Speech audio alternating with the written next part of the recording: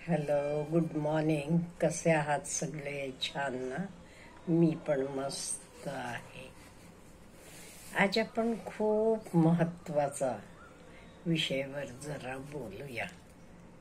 अहो, लग्न झाल्यावर आपल्याला माहित आहे, हा, नवरा बायको एकत्र राहायला लागतात आणि सुखी दाम्पत्य जीवन, सुखी संसार व्हायला पाहिजे. ते काय काय गरजेचं आहे ह्याच्याबद्दल जरासं आपण बोलूया.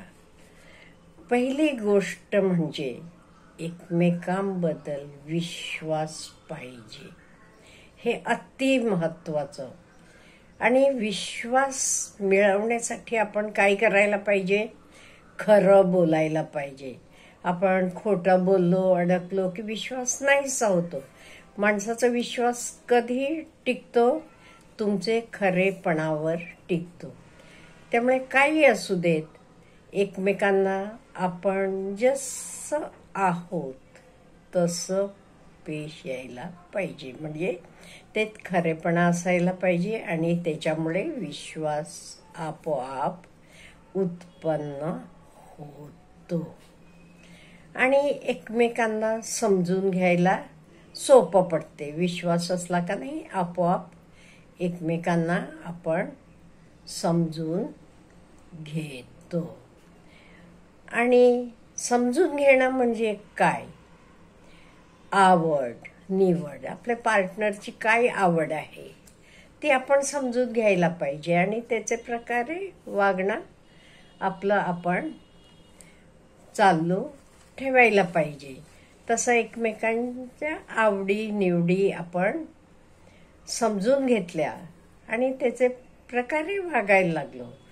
आता स्वयंपाक करताना बायकोनं नवऱ्याचे आवडीप्रमाणे बनवलं किंवा आपलं ड्रेसिंग नवऱ्याचं जरा आवडीप्रमाणे, तसंच नवरे नाही समजून घेऊन आपल्या बायकोला काय आवडते त्याचे घर सजवणं म्हणा किंवा स्वच्छता म्हणा. स्वच्छता तर प्रत्येकाला पाहिजे, पण जे घर आपण सजवतो, कुठला काय करतो, हे एकमेकांच्या आवडी निवडी समजून घ्यायला पाहिजे. आवडी निवडींबरोबर गुण दोष पण समजून घ्यायला पाहिजे आणि आपले लाईफ पार्टनरला आपण त्याचे गुण दोषांसकट एक्सेप्ट करायला पाहिजे. नंतरची गोष्ट एप्रिसिएशन म्हणजे कौतुक करायचं. एकमेकांचं योग्य गोष्टीला कौतुक करायला शिका.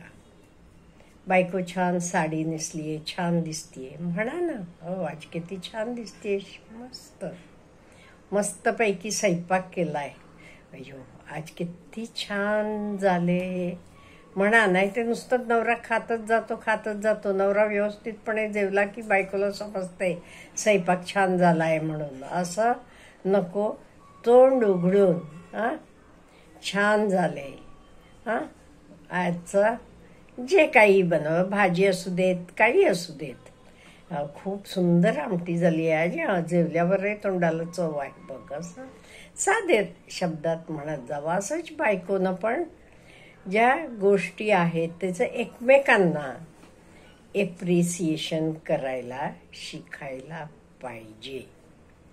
आणि तिसरं महत्वाचं ते ॲडजस्टमेंट. लाईफमध्ये ॲडजस्टमेंट हे इम्पॉर्टंट आहे. आणि असं म्हटलं जाते, life is A complete process of adjustment. Life म्हणजे काय? थ्रूआउट आपल्याला ॲडजस्टमेंट करावे लागतात. It is a process of adjustment. त्यामुळे लाईफमध्ये दोघांनी, मी काही नवऱ्यानं करायचं किंवा बायकोनं करायचं असं म्हणत नाहीये, दोघांनी व्यवस्थितपणे ॲडजस्ट करायला पाहिजे आणि एकमेकांची काळजी घ्यायला पाहिजे. कशात काळजी? हेल्थ असेल, पुढचं भविष्य असेल, एकमेकांचं करिअर असेल, हे सगळे बदल दोघांनी एकमेकांना कॉपरेट करून एकमेकांची काळजी व्यवस्थित शिस्तीतपणे घ्यायला पाहिजे आणि कमिटमेंट असायला पाहिजे. एकमेकांसाठी कमिटमेंट. आता तुम्ही म्हणाल कमिटमेंट म्हणजे काय हो मॅडम, आपण कधी भांडायचं नाही का? नाही, भांडणं असू देत ना. भांडायचं नाही म्हणत नाही मी. छोटी भांडणं असली तर भांडण कसं असायला पाहिजे? लोणचेसारखं असायला पाहिजे. जेवणात लोणचेचं काय इम्पॉर्टन्स आहे? तर इम्पॉर्टन्स तेवढंच तर भांडण असायला पाहिजे. पूर्ण जेवणात तुमचं लोणचं न होऊ शकते का? किती टेस्टी, किती चांगलं लोणचं असू देत, नाही, जेवण लोणचं न होत नाहीये. त्यामुळे आपल्या जेवणात लोणचेचं केवढं महत्त्व आहे तेवढं तुमचे भांडणांना महत्त्व असू देत. असं सहसा नाही आढळत कोणी एकमेकांबद्दल भांडण होत नाही. भांडण म्हणजे मला काय म्हणायचं आहे, काही मिसएग्रीमेंट, डिसएग्रीमेंट कुठल्याही विषयाबद्दल, पण त्याचं किती असायला पाहिजे तर फक्त लोणचं एवढंच. लोणचेचं केवढं स्थान आहे आपले जेवणात तेवढं. पूर्ण जेवणा लोणचेनं होऊ शकत नाही. तसंच भांडण पण तुमचं लाईफ पूर्ण भांडणानं भरू शकत नाही.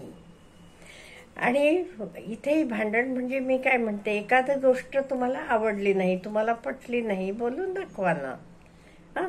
कुठले थंड शब्दांना बोलवा. तिथे काही अगदी बोला, अगदी काही हे करायला नको. आणि बोलताना कसं बोलायला पाहिजे? शांतपणानं. नाही ते काही लोकांना सवय असते बघा टॉन्ट मारायचा. कोणालाही, बायकोला असू देत, आई वडिलांना असू देत, नाहीये. हे सोडून टाका. आपण घरचे एकमेकांशी किंवा कोणाशी मी म्हणेन टॉन्ट मारणं, कोणाची निंदा करून बोलणं हे कधीच संसारात उपयोगाला येत नाहीये.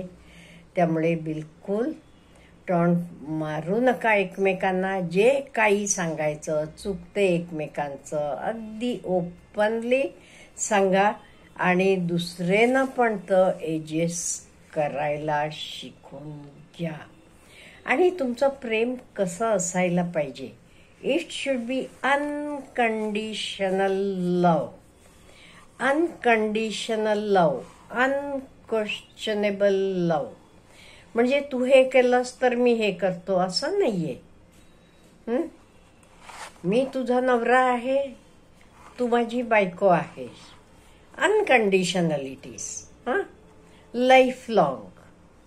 त्यामुळे काय होते, एकमेकांच्या काही चुका झाल्या तरी त्या चुका तुम्ही एक्सेप्ट करा. Accept the mistake. नुसतं एक्सेप्ट करणार नाहीये, त्या चुकांमधनं शिका. धडा घेऊ आपण त्या चुकांमधनं आणि never repeat the mistake again. परत परत तीच चूक करत जाऊ नका. एकदा चूक झाली ओके, दुसऱ्यानं पण ती एक्सेप्ट करायला पाहिजे, माफ करायला पाहिजे आणि त्या चुकांमधनं आपण धडा घ्यायला पाहिजे आणि ती चूक परत परत घडता कामा नये. आणि आयुष्यात सॅक्रिफाईस लागतो, कंटेंटमेंट, समाधान पण लागते. आणि एक महत्वाची गोष्ट म्हणजे कधीच कंपेअर करू नका. नाही ते बायकोनं कंपेअर करायचं होतं, पलीकडचा किंवा माझ्या मैत्रिणीचा नवरा बघा कसं वागतो, हे करतो, हे ना म्हणायचं त्याची बायको बघ कसं. Never compare. आपण सप्तपदी घेतो आपले इंडियन मॅरेजेसमधनं. सप्तपदीचं मीनिंग तुम्हाला माहीत असेल. उमेश हे क्या म्हणजे काय? We shall earn together. दुसरं शक्ती, सामर्थ्यात आपण एकमेकांना मदत करू. संपत्ती, समृद्धी तिसरं. चौथं संतोष आणि ज्ञान. आणि 5वं संतान, आपण उत्तम बलशाली देशाला गौरवशाली असलेला संतान. 6वं हेल्थ आणि आयुष्य.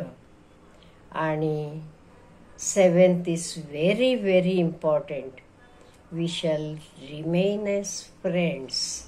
त्यामुळे ह्या सप्तपदी आपण लग्नात घेतलेल्या असतात. ह्या सप्तपदींसारखं एकमेकांना वागत गेलो की आपला संसार सुखाचा होतो. आणि एक म्हण आहे बघा, संसार सुखाचा व्हायला बायकांना म्हणे हट्ट नको. बायकांनी हट्ट करायचं नाही, पुरुषांनी कुठलाही चट करायचं नाही. चट म्हणजे what I can tell you, bad habits. It can be drinking, smoking, what ever.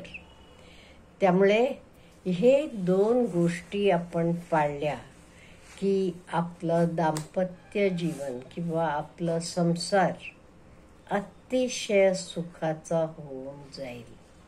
ह्याच्याशिवाय तुम्हाला आणि कुठलेही पॉइंट्स तुमचे मनात आले तर मला कॉमेंट बॉक्समधनं कळवा. अच्छा, हॅव ए गुड डे.